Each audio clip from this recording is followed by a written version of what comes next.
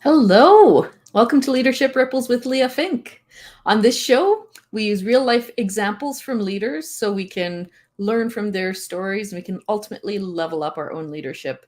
I'm so excited to have you with us today because we are going back to one of my absolutely favorite topics. So, if feedback has ever been something that's maybe a bit challenging for you, this would be something I think you should take a listen to. Now, if you're watching us live, please feel free to comment, ask your questions so we can answer them. If you're watching this and we're no longer live, you can still put those comments and questions in there and I can make sure to get back to you. Now, welcome. A couple weeks ago, we started discussing feedback in the office and what that looks like. And today's question follows up on that. And this happened for the second time now in talking about feedback. We're only 10 episodes in, but this is such a big topic again that this is actually going to be split into 2 episodes. So today we're going to be talking about some of those systems and structures around feedback when we're looking at building feedback into culture. And next week, we're going to look even more into implementing that and how you create this in your workspace. So TS writes in with her situation. I liked your previous episode about feedback and hoped you could help with my situation. I really resonated when you talked about not wanting to stir things up and instead choosing harmony. I know that I'm a people pleaser and I've always found it hard to say constructive things to my team and other people in my life. I currently have a staff member who has not been performing to a high enough standard. I feel like I've tried to hint at him that things need to change, but I don't think he heard me as nothing has changed. I don't know what I should be doing as a leader. I know what I should be doing as a leader is giving him more critical feedback, but I'm still hesitant to do so.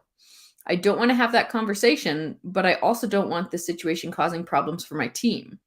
How do I start giving constructive feedback about problems that have existed for a long time? So this is a great question, TS. First of all, I'm really glad you've been enjoying the show and have been using it to reflect on your own leadership practice. That makes me so happy to hear. And like a lot of our challenges, you're not alone in this. People will literally rather ghost people, disappear from their lives entirely, than give them feedback. This is a very common phenomenon. They want to avoid that hard conversation. And there's a lot of reasons for this. And in the workplace, people will leave a role. They will fire staff. They will do anything to avoid these hard conversations. So the fact that you are asking and engaging in this is really fantastic. So let's dive in and take the first steps here. And actually, let's just start by talking about this idea of ghosting versus feedback. Why do we even give feedback? Why would we bother? And ultimately, I would say it's because we want something to change in our relationship with that person. Whether it's on the technical side, whether it's on that more relational side, we're looking for some sort of change. And that change does involve effort, and it involves sitting in the discomfort of that conversation, which, as we all know, might not be very pleasant. So you can almost think of that effort and that emotional piece as an investment that you're making. We make investments to grow things, right? We want an investment to grow. So feedback then becomes an investment in your relationship being better. And that means you have to enjoy or want to have this relationship enough that you're willing to sit in that discomfort. If you meet someone for the first time, you're talking to them, you don't like the way maybe that they're saying something or an idea they have, you know you're never going to meet them again. Are you going to put in the effort, this investment, to have a really tough conversation and give them feedback? Or are you just going to let that go? That's essentially, you're going to kind of be ghosting them because you don't expect to see them again. But now when you think about your long-term relationships, those are like obviously with your family, your parents, your kids, your spouse. Those are pretty obvious. You're hoping that they will be long-term healthy relationships. In the workplace, I would also say you're probably looking at long-term healthy relationships. That is the ideal. You want your relationship with your boss, your staff team, your peers to be really, really healthy.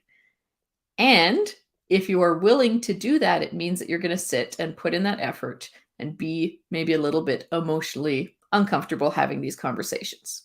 So you get to decide right now, what is it worth? Is it worth that effort? Is it worth that investment? Now, I don't know about TS's specific situation, but she already mentioned also some of the reasons it might be worthwhile to invest in that. And we can only hazard, she talked about she doesn't want the situation to go to a bad place at work if she doesn't give that feedback, because what happens? We know that other staff members might get upset if another team member is doing something that is impacting the whole team. We know that that person themselves might want to leave because they don't understand why people don't like them or why things aren't working out in the workplace for them. You might want to leave because you're not feeling equipped or like you can handle what the staff member is doing anymore. Or your team could just have bad results. There's so many potential consequences that could come from not giving this feedback. And hopefully, just even thinking about that as a start is, am I willing to put the investment into whatever relationship this is in order to gain the reward of things getting better, having a stronger, healthier, long-term relationship?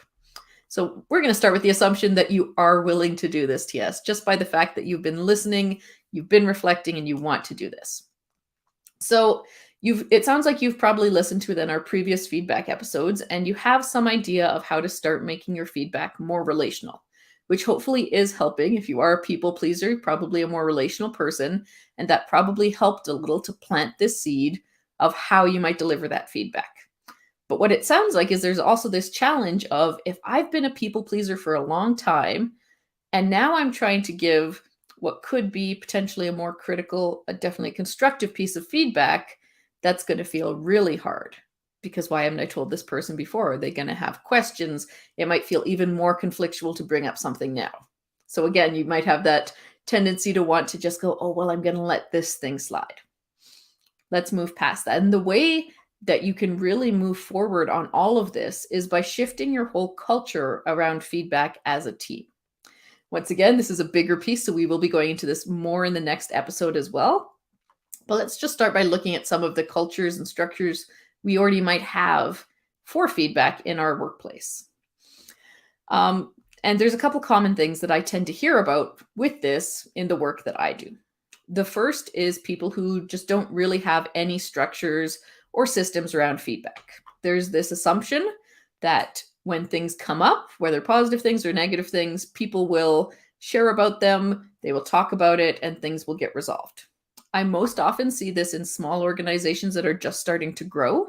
We've talked about this before. When a business first starts, you have your core group of people. They probably have pretty shared values and ideas, and that works pretty well because everything's similar. And then once they start growing, they reach this point of, oh, we don't have systems in place for when things aren't going well. We're not giving that feedback. So the real challenge is when you don't have anything structured, you might never end up giving any feedback because it's going to depend entirely on if people are comfortable and think of that feedback in the moment. And you also might leave staff wondering what is happening. Should they just assume that things are going well because no one said anything negative? Or are they questioning a lot, like, oh, surely people must be upset at my work, but they're not saying anything. So maybe that's decreasing some trust. So I wouldn't recommend personally having no structure to your feedback. That becomes a very nebulous situation, which often doesn't serve growth at all. Now, some organizations, I'd say the majority, are a step ahead of that. And they have some sort of scheduled or structured time for feedback, usually within an idea of a regular performance review, maybe quarterly, maybe annual. You're looking at KPIs, you're looking at goals, you're looking at outcomes.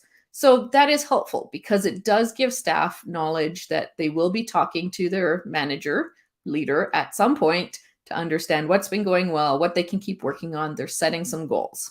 So already that's structured. We talked about structure being one of the ways as a leader you can help serve your staff team. You've created this structure. They know they're getting feedback. That's great.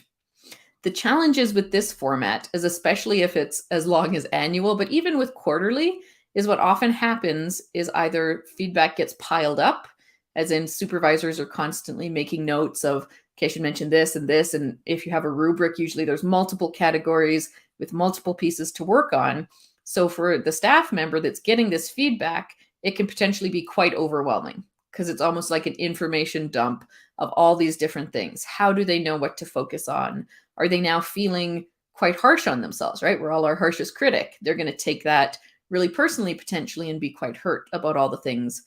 They might be questioning why they didn't get this feedback months ago when that actual incident occurred, or you may have taken out feedback as you went along because it's no longer relevant, but maybe it could have been a great learning opportunity in the moment.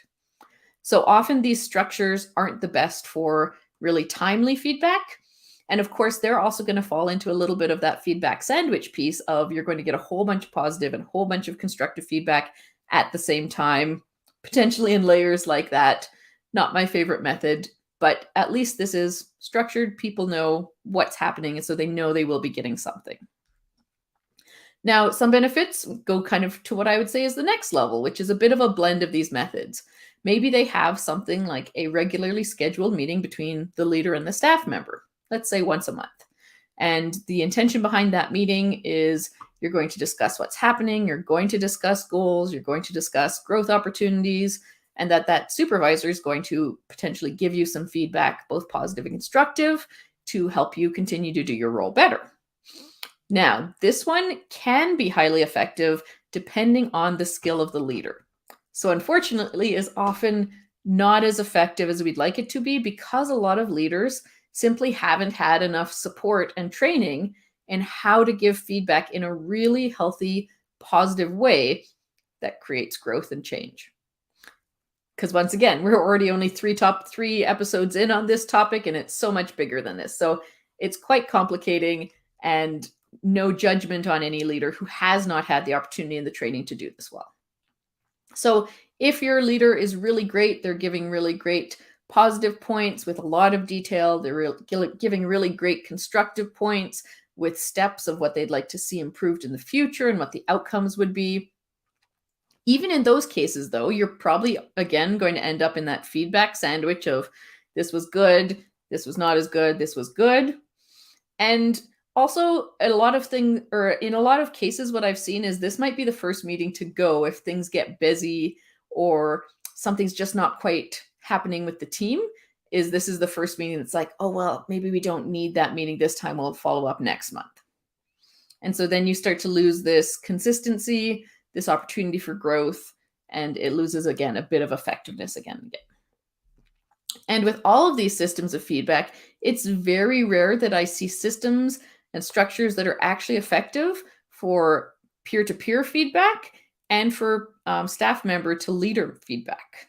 Now, of course, I hear a lot about open door policies, and everyone likes to say, oh, I have an open door policy. My staff know that they can come to me with anything they need. Couple challenges potentially that come up with that. My first question for leaders who say that always is, well, how often do people come to you? And not just how often do they come to you with their problems, but with specific feedback about what you might be able to shift to be able to help them and your relationship further. And as we know, this is the hardest thing. We talk a lot about power. Again, when you're in that vulnerable spot of being a staff member to a leader, you are literally maybe talking to the person who has the ability to fire you and saying, I don't like it when you do this. That is very vulnerable. It's very, very challenging. So when open door policies don't have a lot of trust already developed in the team and a structure really that helps people give feedback to a leader in a way that feels safe and comfortable for them, then you're not going to get it. You're going to get open door policy where not many people come to you with anything, and you're going to think everything's fine because no one's saying anything. So again, we do want some sort of structure or system that supports the leader also getting consistent information from their team about how they could serve them better. And on the same vein as that, how do peers support each other and give feedback? Amongst your staff team, it's actually very limiting if you as the leader are the only one giving feedback to each individual person. But do we have systems usually that allow this staff and this staff to have a conversation and talk about things that they might be seeing that you don't see, and how that's affecting both their relationship and the team dynamic and the outcomes of the team? So this is, again, why it's really critical that we can create all these different components to a culture of feedback where it's not scary. It feels like an investment, so people do value it. So they're willing to put that time in. They see the results because their relationships are improving between their coworkers, with you as a leader, maybe if they're middle managers, with the people that they're supporting. And all these levels, this culture actually feeds and grows and creates this continual growth and improvement. So there's a couple things, obviously, then we're addressing as we think about how we're going to create this culture of feedback. You're going to need to think of what the structure is going to look like. As I mentioned last week, we talked a little bit about the need for leadership to create structure for their team, and that's actually a component of how you can be responsible as a leader. They need to have that structure so staff know what's coming, so they have a sense that they will be able to grow, so they know how they could potentially give feedback. You want to make sure that your feedback system addresses things in a timely manner, so they can actually be improved in a timely manner if there's something to improve. You, of course, want to make it safe for your staff to give feedback to you, knowing what the outcome of that will be, how we'll work with that system, instead of just having you give all the feedback to the staff team. Once again, that takes the burden off you. Get all the peers to give each other feedback, strengthens that. And finally, we do want to get away from these systems that just lump constructive and positive always together in the same session, because that's, again, just makes us feel good, doesn't actually make the feedback as effective, and isn't actually the best way to build trust and connection through relationship with your staff team. So how do we do all of this? We're going to talk about that next week. You'll have to join us then to find out. So TS, I know obviously we didn't answer your full question yet, but I'm so excited to continue on with this next week. As a reminder, you can submit your own story and question to the show. If we use it, I will be following up with you one-on-one for a session to make sure we answer your question and to support you as much as possible. The link for that is in the description below. Also, this show is available in podcast form on Friday morning at 9 a.m. You can also see the link in the description you can also look in the description for that link, and you can listen to it on your favorite podcast app. Thank you so much for listening and learning this week. I hope you have a fantastic week.